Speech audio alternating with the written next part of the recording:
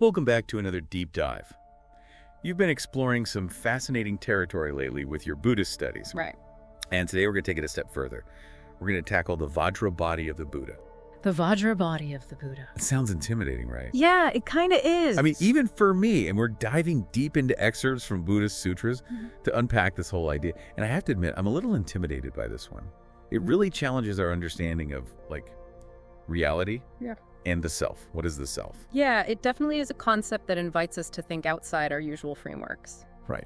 You know what's particularly intriguing to me is that the discussion around the Vajra body, it starts with a question. A question. A question posed by Dahui Bodhisattva to the Buddha himself. Oh, wow. He asks, if there's no self who attains enlightenment. Whoa, okay, that's a head-scratcher right from the get-go. Yeah. I mean, we've been talking about the concept of no self for a while now. Yeah. But if there's no me to be liberated, what's the point of enlightenment? Yeah, that's precisely the paradox the Buddha addresses. Yeah. His response uses the analogy of cows and horses. Okay.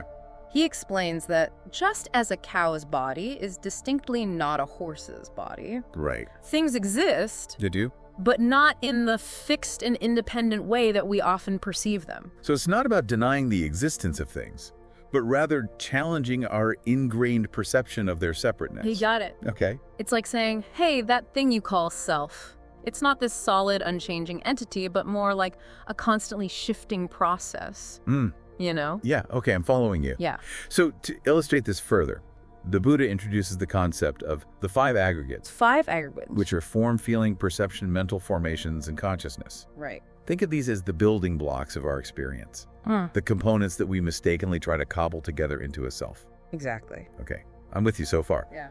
But if we zero in on just one of these aggregates, say feelings, wouldn't that make the idea of no self a bit more tangible? Absolutely. If you really pay attention to your feelings, you'll notice how fleeting and impermanent they are. Okay. Joy turns to sorrow, excitement to boredom.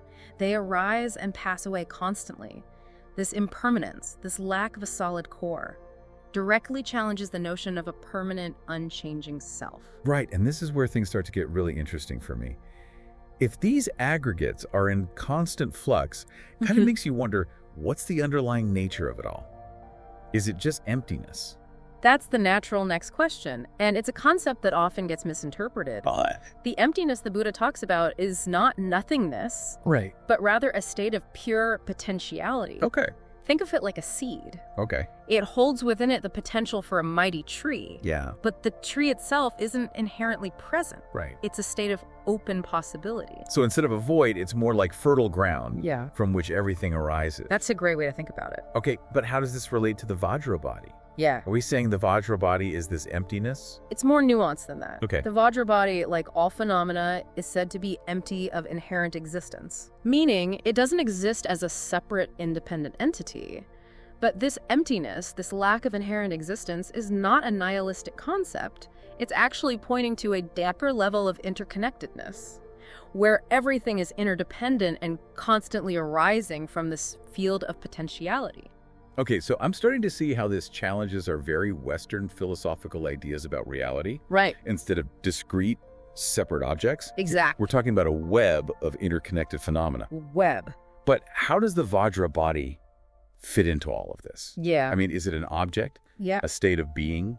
That's where the text really pushes us to think beyond our usual categories and concepts. Okay. It states that the Vajra body is neither the same as the 5 aggregates, Okay. nor different from them.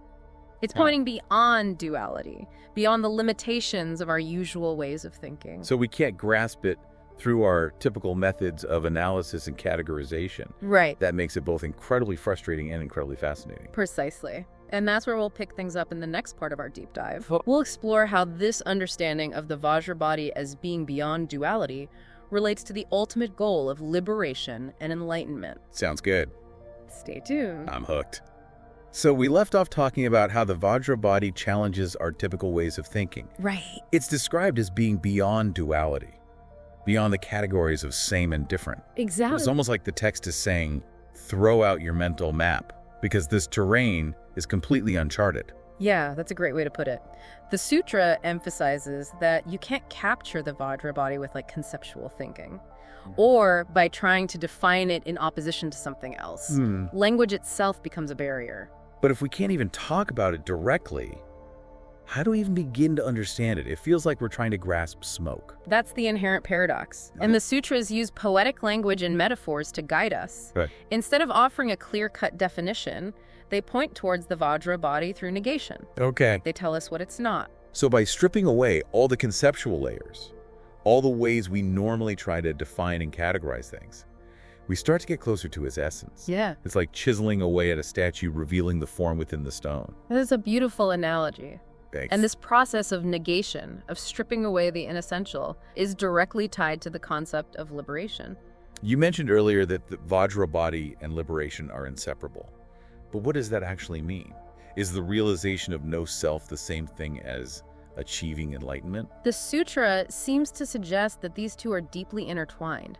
Oh. When we let go of the illusion of a separate self, when we stop clinging to those fleeting aggregates as fixed identity, we begin to experience a profound sense of freedom, a liberation from the cycle of suffering. So in a way, the more we cling to this idea of a solid separate self, the more we trap ourselves in suffering. Yeah, you could say that. It's like holding onto a tightrope. You could just let go and fly. Exactly. And the Vajra body, in its inherent emptiness and lack of fixed identity, embodies the state of liberation. It's a state of pure awareness, unclouded by the constant chatter of the ego, free from the limitations of self-grasping.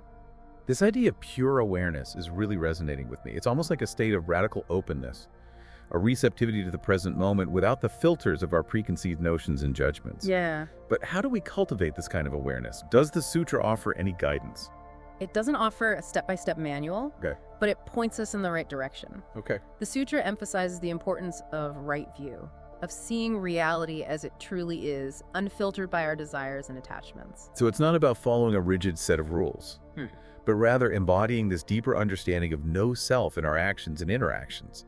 It's about recognizing the impermanence of everything, including our own thoughts and feelings. Precisely. And as we cultivate this understanding, this right view, compassion naturally arises.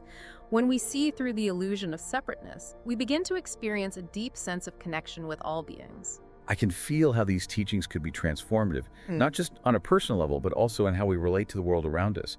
But honestly, I'm still struggling to grasp the practical implications. How does understanding the Vajra body actually change our day-to-day lives? That's a crucial question, and it's where the real work begins.